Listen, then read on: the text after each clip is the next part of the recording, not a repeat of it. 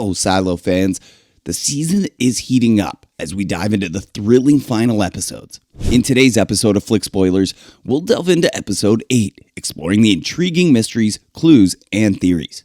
Before we continue with the video, we kindly ask for your support by showing your appreciation by liking the video and subscribing to Flick Spoilers. Your subscription is crucial to the growth of our channel, so thank you for subscribing. Put on your silo suits now, because it's time to start cleaning. So far, our knowledge about Juliet's mother, Hanna, has been quite limited. However, this episode sheds light on her and the dynamics within the Nichols family. Episode 8 takes place a few months after the passing of Juliet's brother Jacob, whose health condition remained a mystery until now, and we discover that Jacob had a heart defect. In this episode, Hanna and Juliet embark on a mission to acquire a rabbit with a similar heart condition. Hanna has developed a magnifying device that could potentially revolutionize life-saving surgeries for individuals like Jacob. We learn about this device from Hanna's secret file, which is found in Sims's cabinet. Interestingly, Hanna's official profession was listed as surgeon, but her creation of the magnifying device violates the rules set by the Pact. It brings to mind an earlier episode, episode 5, where Martha mentioned two significant rules: no mechanization for vertical movement within the silo, and no magnification. This magnifying device Hanna has developed clearly violates the latter rule. It reminds me of an intriguing moment from episode 1, when Allison and George attempted to read an inscription on the back of a hard drive. Allison mentioned that anything more powerful could reveal the inscription to be a library. Could this hard drive serve as a kind of library? The magnifying device becomes the focus of the court's search when Juliet was a child, with only Juliet and her husband Pete aware of its existence. Hanna accuses Pete of betraying her to the court, and Juliet, blaming her father for Hanna's death, believes that the magnifying device was one of the few things that kept her mother going after Jacob passed away.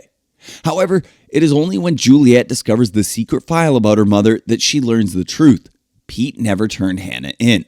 She was caught due to the constant audio and video surveillance that spies on the citizens of the silo. This leads Juliet to apologizing to her father, and they reconcile their differences. It is revealed that Pete left Hanna in the car for her own safety. He recognized how much Juliet resembled her mother, and if she had stayed with him, she would have gone on a search for answers, risking her life just like Hanna had. In a flashback, we witness the successful surgery on the rabbit, indicating that Hanna's magnifying device worked. It becomes even more devastating when the device is shattered by justice. This device had the potential to save numerous lives within the silo. Episode 8, titled The Search for the Hard Drive, introduces Amundsen, a judicial character who appears to have taken on the role of Sims's shadow, a position Douglas Trumbull was determined to reclaim in episode 4.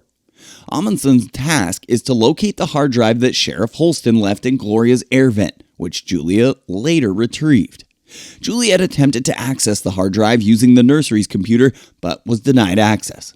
Later, Lucas Kyle, an IT employee, reveals that a hard drive with system security can only be accessed by the head of IT, judicial security, or the sheriff on their personal computers.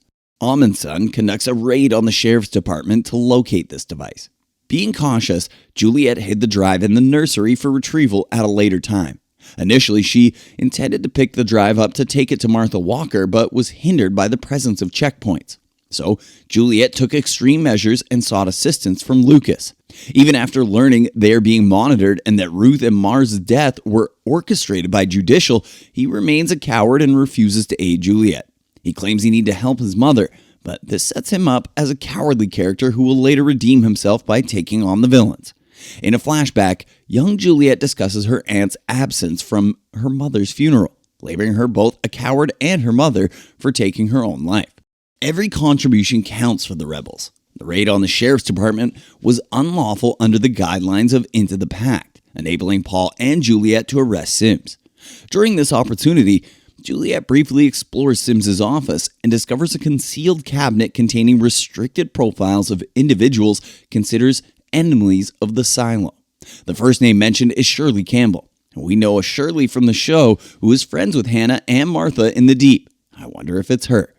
Then there's Martha Walker. Later, Shirley meets with Martha and shares a truly intriguing line. By the way, If you're enjoying this video, a sub to the channel would be awesome. So Knox warned that eventually there would be consequences for the rebellion, which occurred over 140 years ago, meaning none of them are alive today.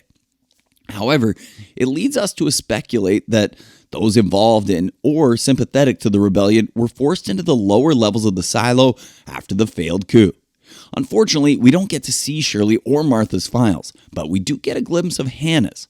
She was born to Frank and Joyce Haslam and lived as a model citizen until Jacob's death, after which she pursued relics to create her magnification device. Considering the close surveillance and judicial's willingness to commit murder for control, is it possible that Hanna's death was not suicide? Could someone from judicial have killed her and made it look like one similar to George's fate? We strongly believe that the story is building up towards a fresh rebellion, and honestly, it appears to be one of the few ways Juliet can break free from her current situation. If people were fully aware of the cover-ups, constant surveillance, and murders, we are confident they would rise up and revolt. The more obvious shot features a father and a child witnessing Sims assaulting Juliet. Their reaction reveals their recognition that this is an abuse of power. Another shot captures a guard observing Bernard and Sims apprehending Juliet. The guard knows that Juliet never expressed a desire to go out for cleaning, exposing the corruption within the silo. Furthermore, Paul's wife mentions whispers among the silo inhabitants about Juliet laying the groundwork for another rebellion. Therefore, we predict that Bernard's true nature will be revealed, leading to Juliet's escape. In a surprising twist, Bernard is unveiled as the mastermind behind everything. He justifies the murders of George, Ruth, and Marn, claiming that sacrifices are necessary for the greater good. Previous episodes hinted at this when Bernard emphasized the significance of the silo servers and control of information rather than the reactor. It's worth exploring whether Bernard is solely driven by the belief that the outside world is toxic and thus he saves everyone by keeping them aside, or if there's more to his motives. But how much does Bernard truly know? We also appreciate the contrast between young Juliet releasing her rabbit to freedom and adult Juliet's subsequent arrest.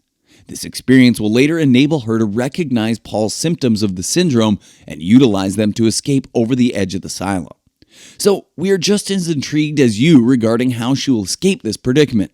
Our best guess is that she's descended to the next level, as we've seen platforms in several levels leading to the outer rim of the silo. It's possible that she landed there and continued her escape. Apart from that, we are uncertain about other survival possibilities. And that wraps up the video. Did you share our insights, or do you have a unique perspective on this episode? We'd love to hear your thoughts in the comment section.